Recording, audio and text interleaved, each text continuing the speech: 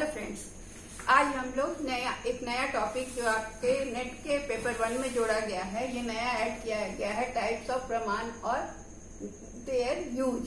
तो ये हमें देखना है, लॉजिक का क्वेश्चन जो है, न्याय का क्वेश्चन, उसमें ये सारी चीजें हमें जानना है और इससे रिलेटेड क्वेश्चंस आएंगे तो उन्हें सॉल्व भी कर पाएंगे। तो इसमें बहुत सारे क्वेश्चन बनेंगे, तो आप एक एक करके ध्यान से देखेंगे। पहला है कि प्रमाण होता क्या है। प्रमाण हम लोग सब जानते हैं कि प्रमाण प्रूफ को कहा जाता है, किसी चीज को प्रमाणित किया जाता है। हिंदी में जो प्रमाण होता है वही प्रमाण है, संस्कृत वर्ड है, इसका अर्थ होता है प्रूफ या फिर मीन्स ऑफ नॉलेज, ज्ञान का साधन। ठीक है, तो जब हम प्रमाण, अब एक क्वेश्चन हुआ कि प्रमाण क्या है, तो प्रमाण है प्रूफ और मीन्स ऑफ नॉलेज, एक तरह का क्वेश्चन। दूसरा क्वेश्चन बनता है कि स्टडी ऑफ प्रमाण को हम क्या कहते हैं। तो प्रमाण का जो अध्ययन करते हैं उसे हम क्या कहते हैं, उसे हम न्याय कहते हैं। ठीक है, दो क्वेश्चन आपका बन गया, इसकी तैयारी हो रही है। The various schools of Indian philosophies very on types of प्रमाण। अब भारत में बहुत सारे दर्शन है ना, जो हमने पढ़ा, योग दर्शन, सांख्य दर्शन, बौद्धिज्म, वैदिक, तो ये सारे जो चारवाक दर्शन, बहुत तरह के दर्शन है और सबका जो ये है प्रमाण के प्रकार के बारे में सबके मत भिन्न भिन्न है, सब अलग अलग ओपिनियन रखते हैं, सब अलग अलग तरह के प्रकार को बताते हैं। तो हम एक एक करके देखेंगे। चारवाक, चारवाक का क्या है दर्शन, सबसे पहले हम लोग को ये जानना चाहिए वो क्या है। ईट ड्रिंक एंड मेरी, खाओ पियो मौज करो, ये चारवाक दर्शन है। उनका मानना था कि वो कर्म और मोक्ष इस सब पर विश्वास नहीं करते थे। तो उनका कहना था कि मतलब जो है सो इसी जन्म में है, रीबर्थ ये सब और मोक्ष ये सब पर उनका ध्यान नहीं था। तो उनका जो स्कूल ऑफ हिंदुइज्म है, जो दर्शन है, वो क्या मानता था कि प्रमाण केवल एक ही है, एक ही प्रमाण है। तो आपका एक क्वेश्चन ये भी हुआ कि चारवाक दर्शन कितने प्रमाण को मानता है, तो एक, ओनली वन, और वो क्या है, परसेप्शन। परसेप्शन क्या कहते हैं, जिसको हम कहते हैं, परसेप्शन का मतलब होता है ज्ञान, प्रत्यक्ष और रिलायबल सोर्स ऑफ नॉलेज। उन्हें उनका प्रमाण एक ही था जिसको वो परसेप्शन कहते थे। दूसरा बुद्धिज्म, पहला था चारवाक, दूसरा बुद्धिज्म। बुद्धिज्म दो तरह का प्रमाण को मानता है, एक परसेप्शन और दूसरा इन्फरेंस। इन्फरेंस का मतलब होता है अनुमान लगाना। ठीक है, तो परसेप्शन और अनुमान, ज्ञान और अनुमान, दो चीज पर वो बुद्धिज्म मानता था। दो, उसका दो, चारवाक का एक।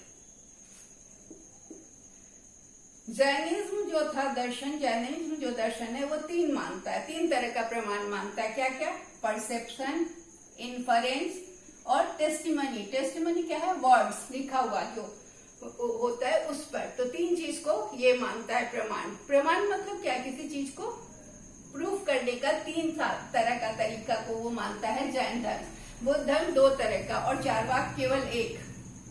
ठीक है, रिलायबल सोर्स ऑफ नॉलेज, जो परसेप्शन, जो देखे हम उसको परसीव किए, वही रिलायबल सोर्स को चारवाक ने माना। बुद्धिज्म में उसको परसेप्शन को तो माना ही, साथ साथ अनुमान को भी माना, इन्फरेंस को। जैनिज्म क्या है, जैनिज्म परसेप्शन, इन्फरेंस और टेस्टिमनी, तीन चीज को माना। टेस्टिमनी मतलब लिखा हुआ वर्ड्स को। अब चौथा चलते हैं, जो है मीमांसा अद्वैत वेदांत स्कूल ऑफ हिंदुइज्म। अद्वैत वेदांत जो है वो 6 मानता है। ठीक है, अब हम चलते हैं न्याय स्कूल ऑफ एपिस्टेमोलॉजी। ये 6 में से हम पढ़ेंगे 6 के बारे में, इसलिए मैंने यहाँ पर 6 का नाम नहीं लिखा, क्योंकि बोर्ड में फिर जगह कम होती। तो इसलिए न्याय स्कूल ऑफ एपिस्टेमोलॉजी जो है, एपिस्टेमोलॉजी क्या होता है, ये मानव के ज्ञान की उत्पत्ति के बारे में बताता है, उसके प्रकृति को बताता है और उसके विधि का जांच करता है। तो न्याय स्कूल एपिस्टेमोलॉजी मानव के ज्ञान की उत्पत्ति, उसकी प्रकृति और उसके जांच की विधियों को बताता है। उसमें से वो 6 में से 4 को मानता है। तो ये 4 मानता है, न्याय 4 मानता है, मीमांसा अद्वैत जो है वो 6 मानता है। तो ये नॉलेज का रिलायबल मीन्स 4 को मानता है न्याय स्कूल। आपको ये सारी चीज याद रखनी होगी। चारवाक 1, बुद्धिज्म 2, जैनिज्म 3, मीमांसा अद्वैत वेदांत स्कूल 6 और न्याय स्कूल ऑफ एपिस्टेमोलॉजी 4 को मानता है। अब 4 क्या क्या है, तो ये है प्रत्यक्ष। प्रत्यक्ष मतलब परसेप्शन, नॉलेज, अनुमान, इन्फरेंस। ये पहला हुआ, ये दूसरा हुआ। तीसरा है उपमान। उपमान क्या हुआ? कंपैरिजन, किसी का उपमा से उपमान होता है। एनालॉजी का मतलब हुआ एनालॉजी या उपमान। एनालॉजी एंड उपमान क्या होता है? दो सिमिलर चीज के बीच में जब हम कंपैरिजन करते हैं तो उसे हम एनालॉजी कहते हैं। शब्द, शब्द में हो गया words, testimony, evidence of past और प्रेजेंट एक्सपर्ट्स का एविडेंस। तो वैदिक फिलॉसफी जो है, और उसके बाद आता है हमारा छठा नंबर पे वैदिक फिलॉसफी। ठीक है, तो ये चार को माना किसने? न्याय स्कूल ने। 1 2 3 4। और हमारा अब हम आते हैं, छठा है वैदिक फिलॉसफी जो 6 को मानता है। ठीक है, वैदिक फिलॉसफी 6 को मानता है। 6 प्रमाण क्या क्या है? प्रत्यक्ष प्रमाण। अब हम इसको अभी हम वैदिक के 6 प्रमाण को देखेंगे। ठीक है, हमने देख लिया किस स्कूल में कितने प्रमाण है। चारवाक का 1, बुद्धिज्म का 2, जैनिज्म का 3, मीमांसा द्वैतवाद का 6, न्याय स्कूल ऑफ एपिस्टेमोलॉजी का 4 और वैदिक फिलॉसफी 6 प्रमाण को मानता है। उस 6 प्रमाण को हम देखते हैं एक एक करके। पहला है प्रत्यक्ष प्रमाण। प्रत्यक्ष प्रमाण क्या होता है? परसेप्शन, फीलिंग, नॉलेज जो होता है। तो ये नॉलेज जो होता है, प्रत्यक्ष प्रमाण में जो नॉलेज होता है वो डायरेक्ट या इनडायरेक्ट अनुभव से होता है। डायरेक्ट या इनडायरेक्ट अनुभव से या नॉलेज से होता है। टू एनी पर्सन, किसी भी व्यक्ति को डायरेक्ट, प्रत्यक्ष या अप्रत्यक्ष रूप से जब ज्ञान होता है या फिर अनुभव से वो सीखता है तो उसे हम प्रत्यक्ष प्रमाण कहते हैं। तो प्रत्यक्ष प्रमाण 2 तरह का होता है, एक तो डायरेक्ट परसेप्शन, दूसरा इनडायरेक्ट परसेप्शन। डायरेक्ट में क्या है? जो हम अपने सेंस ऑर्गन से फील करते हैं, एक्सपीरियंस करते हैं, तो वो हमारा प्रत्यक्ष ज्ञान होता है। जो हम अनुभव करते हैं खुद से, देखकर, छूकर, सुनकर, ये सारी चीजें टच करके, ये सारा चीज हमारा जो एक्सपीरियंस होता है वो डायरेक्ट परसेप्शन होता है। और दूसरा होता है जिसे हम प्रत्यक्ष प्रमाण में, एक डायरेक्ट हुआ एक इनडायरेक्ट। इनडायरेक्ट परसेप्शन में क्या होता है? जो हमारा ज्ञान है वो हमारी यादाश्त या स्मृति से जुड़ा होता है, मेमोरी से जुड़ा होता है। जैसे हम उदाहरण से खुद कहते हैं कि हम ये देखते हैं कि, और हम जानते हैं कि ऑरेंज कैसा दिखता है। ठीक है, ऑरेंज हमें दिखता है कि ऑरेंज कलर का गोल सा होता है। तो जब भी हम इस तरह का कोई फ्रूट को देखते हैं तो हम उसको अपने स्मृति से रिलेट करते हैं कि ये ऑरेंज है, क्योंकि हमारी स्मृति में ऑरेंज की तस्वीर बनी हुई है। और जब हम उस तरह का ऑब्जेक्ट देखते हैं तो उसे हम रिलेट करते हैं। तो ये हुआ इनडायरेक्ट परसेप्शन, क्योंकि हमारी मेमोरी में वो अप्रत्यक्ष रूप से है जिसे हम रिलेट करते हैं। ठीक है, तो दूसरा है अनुमान प्रमाण। अनुमान प्रमाण में क्या होता है? Assumptions, imagination. यहाँ नॉलेज क्या है? हम लोग कैसे करते हैं? अनुमान से ज्ञान करते हैं। जैसे अनुमान करते हैं, सपोज कि कहीं से धुआं उठ रहा है, तो हम अनुमान करते हैं कि वहां धुआं उठ रहा है तो जरूर वहां फायर होगा, आग होगी, इसीलिए वहां से धुआं हो रहा है। तो इसे हम कहते हैं अनुमान प्रमाण, क्योंकि हम रिलेट कर रहे हैं। किस चीज को किससे रिलेट कर रहे हैं? तो धुआं को, स्मोक को किससे रिलेट कर रहे हैं? फायर से।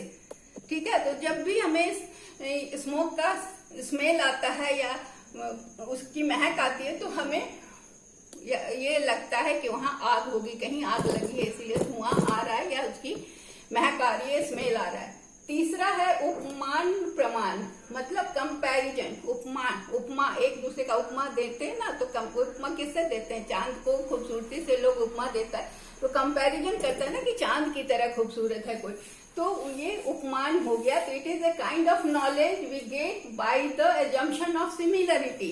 यहाँ समानता के आधार पर हम ज्ञान प्राप्त करते हैं 2 तरह की चीजों में, 2 तरह के नॉलेज में।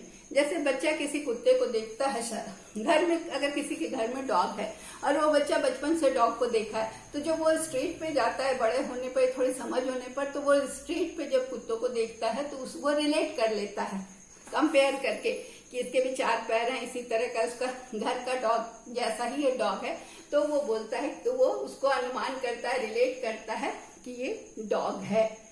तीसरा है अर्थपत्ति प्रमाण। अर्थपत्ति प्रमाण मतलब एजम्पशन और इम्प्लीकेशन, निहितार्थ, कहाँ उसका इम्प्लीकेशन क्या है, प्रयोग कहाँ हो रहा है। तो the knowledge which we get through the relation and its implications, मतलब कि इसमें हम क्या क्या करते हैं, अपने हमारा विश्वास होता है, हमारी मान्यताएं होती हैं और हमारा विचार होता है। जैसे कि अगर कोई मतलब हमारे अपने अंदाज से या अपने बिलीफ से हम कहते हैं कि कोई हेल्दी व्यक्ति अगर कह रहा है कि वो रात में नहीं सोता है, तो हम सोचते हैं, हम ये कह सकते हैं कि कोई व्यक्ति रात में नहीं सोता है तो इतना हेल्दी कैसे हो सकता है, तो he must be sleeping in the day. इसका मतलब है कि वो दिन में सोता होगा, रात में नहीं सो रहा है। बिना सोए कोई व्यक्ति हेल्दी कैसे रह सकता है? तो हम क्या करते हैं कि हम इसमें अपना निहितार्थ लगा लेते हैं। वो जो बोला उसके बाद से हम अनुमान लगाते हैं कि इसका मतलब है कि वो दिन में सो लेता है इसीलिए रात में नहीं सोता है। तो ये सपोजिशन, बिलीफ और प्रेजम्पशन बनाता है कि क्या मतलब है कि अगर रात में नहीं सोता है तो हम ये अपने प्रेजम्पशन और बिलीफ से ये कहते हैं कि वो जरूर दिन में सोता होगा, नहीं तो कोई भी व्यक्ति हेल्दी नहीं हो सकता।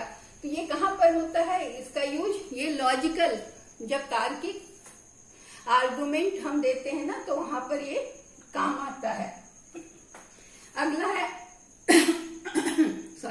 अनुपलब्धि प्रमाण। अनुपलब्धि प्रमाण में होता है एप्रीहेंशन और नॉन एप्रीहेंशन। मतलब एप्रीहेंसिव होने का मतलब apprehension of non existing things which is based on non perception. जैसे कि हम ऐसा अनुमान लगा लेते हैं या ऐसा कंक्लूड करते हैं एप्रीहेंशन में कि जैसे क्लास में गए, टीचर नहीं है, तो हमने कह दिया कि उस क्लास में कोई टीचर नहीं है। हो सकता है टीचर पीछे की तरफ हो, हमने फ्रंट गेट से देखा, टीचर दिखाई नहीं दी, तो टीचर दिखाई नहीं दी,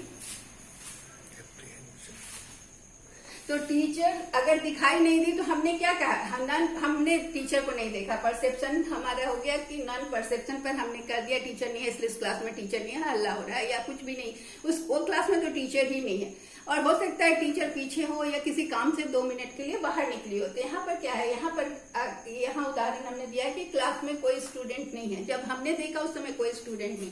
तो इसका मतलब है कि तो ये हमारा आशंका पर आधारित होता है। एप्रीहेंशन का मतलब वो आशंका। तो जब आशंका है कि कोई स्टूडेंट नहीं दिख रहा है क्लास में, तो हो सकता उस समय नहीं होगा, वो हो सकता है दूसरे क्लास में प्रैक्टिकल करने गए हों और आ रहे हों, तो हम आशंका के आधार पर ये अनुमान लगा देते हैं। इसे अनुपलब्धि प्रमाण कहते हैं कि वहां पर कोई बच्चा उस क्लास में नहीं है। तो अगर नहीं कोई बच्चा दिखा तो उस समय हमने क्या कंक्लूड कर लिया कि क्लास में कोई बच्चा नहीं है, कोई स्टूडेंट नहीं है।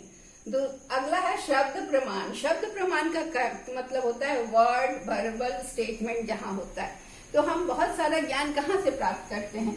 Through verbal statement. जैसे सिंबल, साइंस, ये सब देखते हैं तो हमें नॉलेज मिलता है। तो ये जैसे बहुत सारे हम लोगों पहचानते हैं, आइकन पहचानते हैं ना कंप्यूटर में या मोबाइल में आप देखते हैं, तो ये क्या है? सिंबल्स है, साइंस है, आइकन्स है। इसको देख के ये एयरटेल का है, तो ये स्टेट बैंक का है, तो ये मारुति का है। तो ये सारी चीजों को हम सिंबल देख के समझते हैं।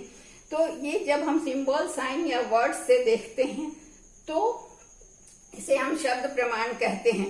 तो कहना है कि verbal statement must have valid reason for its information through. जैसे वेद में, वेद के लिए क्या कहा जाता है? वेद की ऋचाएं जो है सुनकर लिखी हुई हैं, सुनी हुई हैं, लिखी हुई हैं कि नहीं है, ये मतलब या सुनकर लिखा हुआ है। तो ये मतलब इसका valid reason for its information है कि नहीं है। मॉडर्न टाइम में हम कहाँ से सीखते हैं? तो हम वर्ड्स, वर्बल स्टेटमेंट्स हमें कहाँ से मिलता है? तो हम रिलाई करते हैं टीवी पे, बुक्स पे, मैगजीन पे, न्यूज़पेपर्स पे। तो ये होता है शब्द प्रमाण कि कहीं लिखा हुआ दिख गया, कहीं लिखा हुआ सुन लिया हमने, या कहीं सुन लिया। टीवी में तो सुन लिया, लिखा हुआ तो नहीं पढ़े। कभी सुन के भी हम विश्वास करते हैं, कभी लिखा हुआ देखकर विश्वास करते हैं। तो इसे हम शब्द प्रमाण कहते हैं। तो इस तरह से आपने सब तरह के प्रमाण को जाना, और इससे रिलेटेड जो भी क्वेश्चन होगा आई होप कि अब आप सॉल्व कर पाएंगे। इसमें बहुत सारे दर्शन और बहुत सारे फिलोसफीज के साथ जुड़े हुए प्रमाणों की संख्या भी बताई गई है और प्रमाणों के टाइप्स भी बताए गए हैं, जिन्हें एग्जाम्पल से समझा दिया गया। So that's all for today. Thank you.